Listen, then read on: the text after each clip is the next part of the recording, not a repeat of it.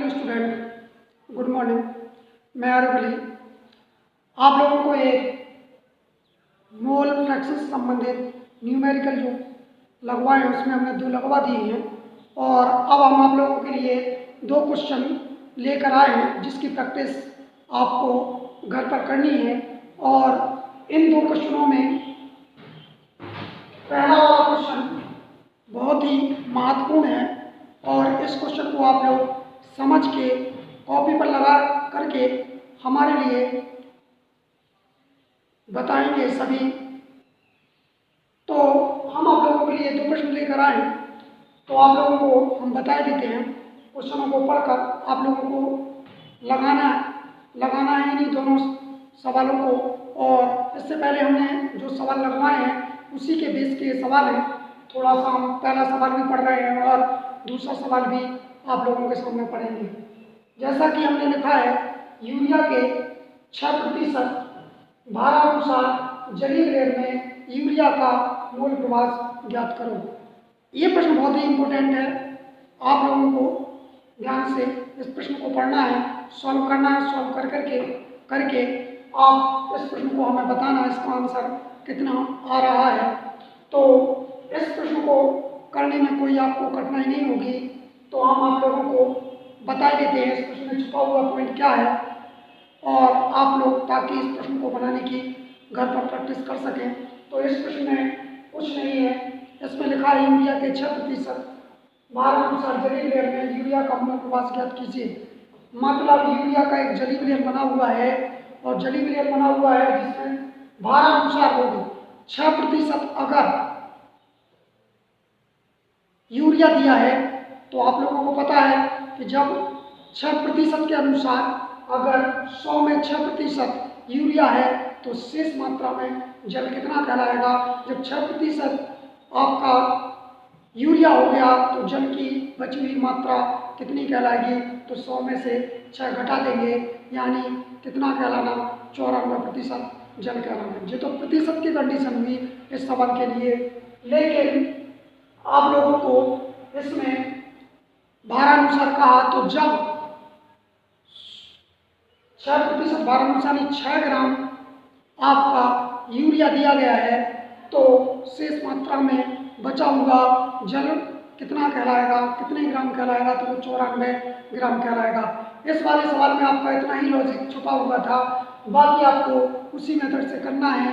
और आप लोगों को पता है कि यूरिया का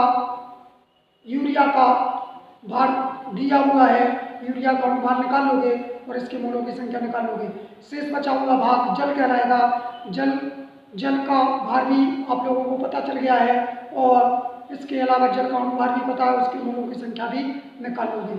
हमें पता है कि आप इस सवाल को लगा लोगे और प्रयास भी करोगे लगाने का। आप लोग लगा करके हमारे लिए इसका आंसर कमेंट के माध्यम से बताना कि आंसर कितना आया है। और दूसरा सवाल भी हम आप लोगों को प्रैक्टिस के तौर पर लेकर के आए हैं और इस सवाल को भी आपको लगाना है। तो आप लोगों को याद रखना है, इसमें दूसरे सवाल में हमने क्या दिया कि 72 ग्राम जल और 90 ग्राम एथिल अल्कोहल के मिश्रण में दोनों का मोल प्रवाह ज्ञात कीजिए। पहले वाले सवाल में हम केवल यूरिया का मोल प्रवाह पूछ रहे थे, लेकिन दूसरे वाले सवाल में हमने दोनों का यानी जल का भी मोल प्रवाह आपको निकालना है और साथ ही आपको एथिल अल्कोहल का भी मोल प्रवाह निकालना है। इसमें अणुभार निकालने के लिए सभी स्टूडेंटों के लिए अणुसूत्र याद होना बहुत ही जरूरी है। जैसे पहले सवाल में यूरिया का सूत्र सभी को पता होना चाहिए।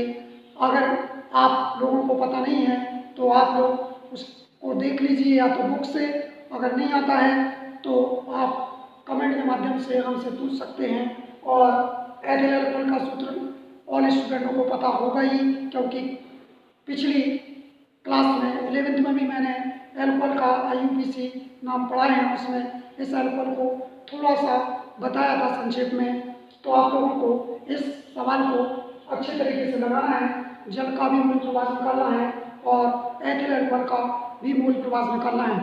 स्वाभाविक तौर पर हमें ये लग रहा है कि आप लोग घर पर हमारी वीडियो को अच्छी तरीके से देख रहे होंगे और घर पर भी बुक से इन न्यूमेरिकलों की प्रैक्टिस कर रहे होंगे, क्योंकि इनमें से कुछ ना कुछ बोर्ड एग्जाम में बनता है जो आप लोग स्वाभाविक तौर पर, हमें पता है कि आप लोग इन सवालों को किसी भी प्रकार का सवाल इससे संबंधित आता है रूल फ्रैक्शन से, तो आप लोग स्वाभाविक तौर पर सवाल लगाने में सक्षम हो।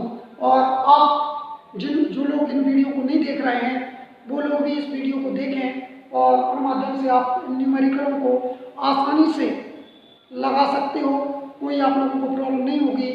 ये मेरा बिल्कुल कहना है आप लोगों से। केवल आप पिछली जो वीडियो हमने डाली हुई है मोड फ्रैक्शन से संबंधित सूत्र और उसकी कंडीशनों को बताया है, तो आप लोग इस लगातार प्रयास करिए और प्रयास के माध्यम से आप लोग बने रहिए। आज के लिए